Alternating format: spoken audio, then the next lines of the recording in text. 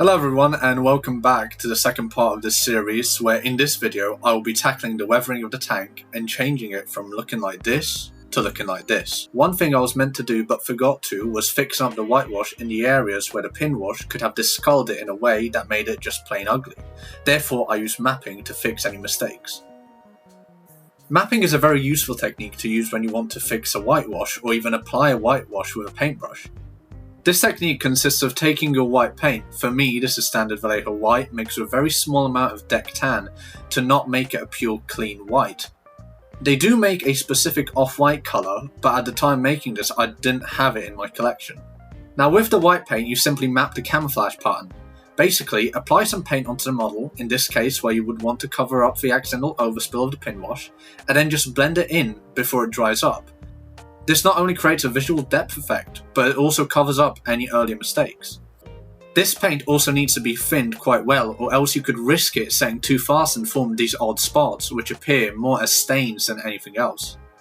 The beauty of this technique is that it can be used at any time, right after you apply the whitewash, after the pin washes, or any other oil techniques.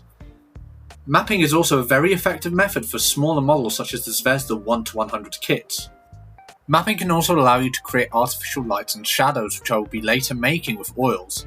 This is because the way in which you blend in the white paint is all up to you. You can apply it more heavily on the most exposed surface like I am on the mantlet and the top of the 20mm housing. Here I'll be blending it in quite loosely so that it keeps the highlight. However, on places such as the bottom of the turret I'll be blending it in more heavily as I don't want it to be so bright.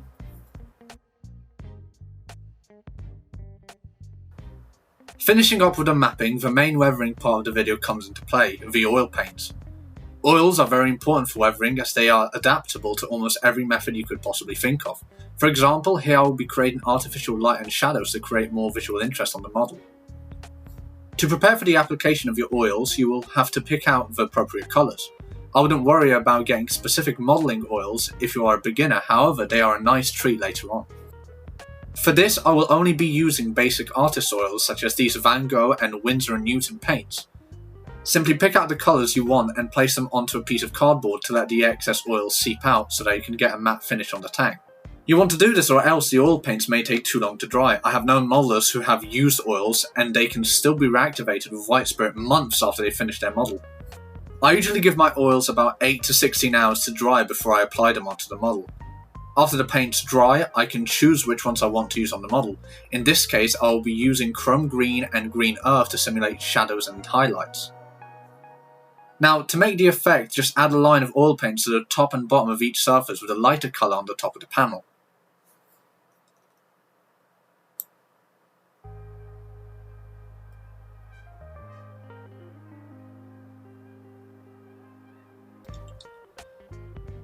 Now get a tatty old brush that has been dampened with white spirit to blend the colours. You don't want for there to be a clear divisible line separating the two colours. This creates more visual interest when looking at the model and it works really well with the post shading and the whitewash. Because white is a cold colour, the post shading under it has been very dulled down so you can't see it all too well. These oils provide a contrast which is important when creating a model that is meant to be unique. Following the oils, it's time to get into some detail painting. These include painting the singular shovel on the tank. I know that only one tool is odd, but after looking at historical photos of the T-30, it seems to be correct and accurate. However, some have what I believe to be an axe on the other fender. Another odd thing is that the only surviving models of the tank, which can be seen at Kublinka in Russia, don't have the headlights, which is quite odd considering that this model and all other depictions come with one. Now, looking deeply into historical photos, it's actually true that some of them didn't have them even in combat. I mixed Vallejo black and white to create a grey colour. I will use this on both the headlight and the metal head of the shovel. I will also slightly darken this paint to use as a rubber cladding on the road wheels and the idler wheel. Now for the handle, I actually used two different colours, for the wood grain effect, but for some reason my camera didn't want to pick it up very well. Nevertheless, I base the handle with Iraqi sand and then go over it with old wood. Not to cover it all, but to create a texture. Now, you must trust me on this, but it looks a lot better in person than it does on camera. Continuing with the detail painting, I paint the teeth on the sprocket wheel with a silver paint. This can be any paint, but I find the one made by Vallejo to be perfect for the job.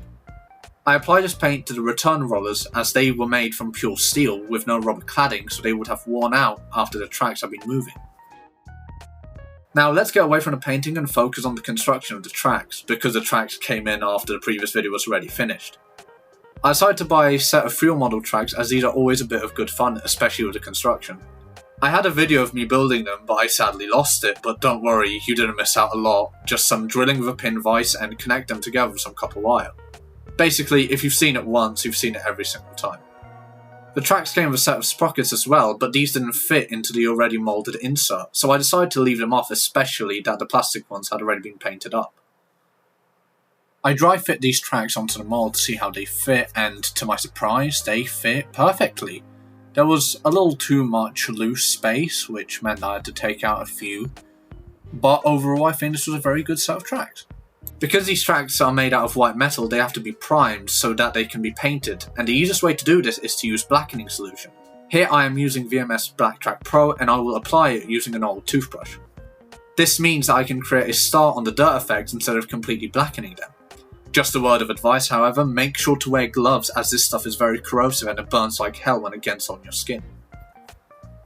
Chipping is the next stage, and it is by far one of the most important ones for weathering. Chipping lets the model tell a story. A tank with no paint chips will look brand new, and as if it has never seen combat or even really been used. That is not what I'm trying to create, so chipping is an important stage. When deciding to chip a model, the most difficult part will be choosing the appropriate paint.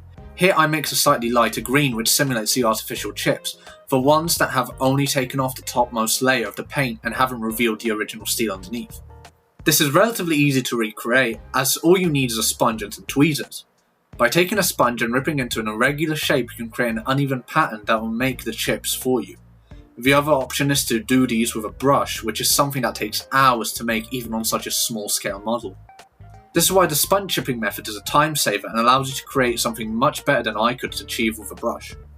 However, when using the sponge chipping technique, you have to be sure to remove any excess paint from the sponge, as this could result in these ugly blotches of paint.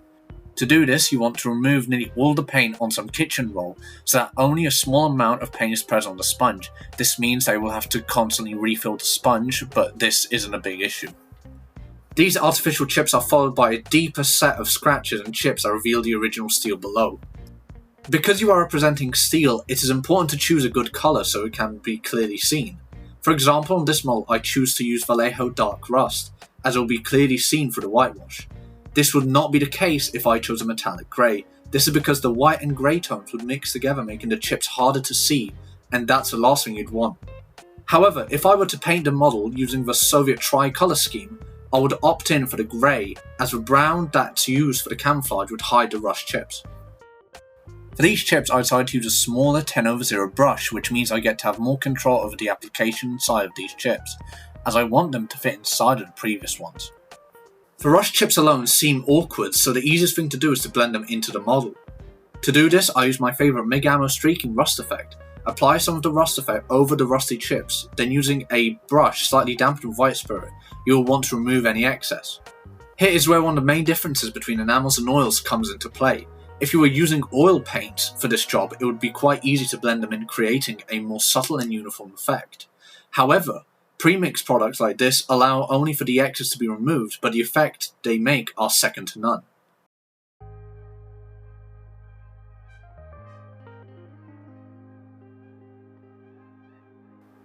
After the excess rust effect is removed, the edges of the effect are feathered in, attempting to blend it into the surrounding paint.